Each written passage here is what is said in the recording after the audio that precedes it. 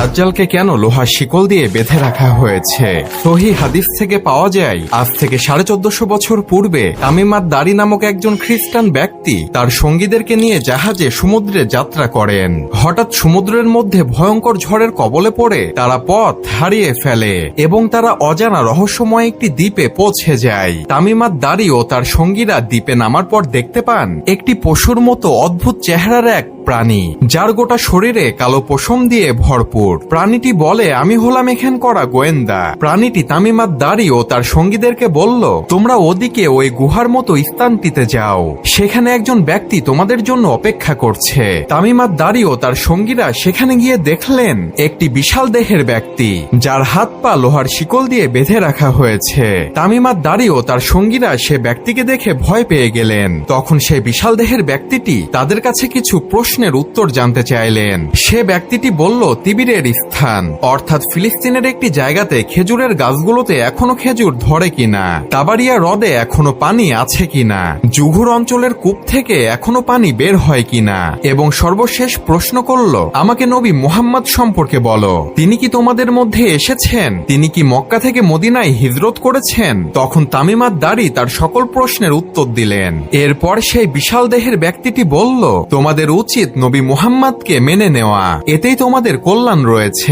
এরপর সে ব্যক্তিটি তার নিজের পরিচয় দিল। সে বলল, আমি হলাম দাজ্জাল। আমি এখান থেকে বের হবার অনুমতি পেলেই পুরো পৃথিবী 40 দিনে ভ্রমণ করব, তবে আমি মক্কা ও মদিনায় প্রবেশ করতে পারবো না। আর এই সম্পূর্ণ ঘটনাটি তামিম আদ-দারি নবী সাল্লাল্লাহু আলাইহি ওয়াসাল্লামকে এসে বলেন এবং তিনি খ্রিস্টান ধর্ম থেকে ইসলাম ধর্ম গ্রহণ করেন। অর্থাৎ এই হাদিস থেকে বোঝা যায় দাজ্জাল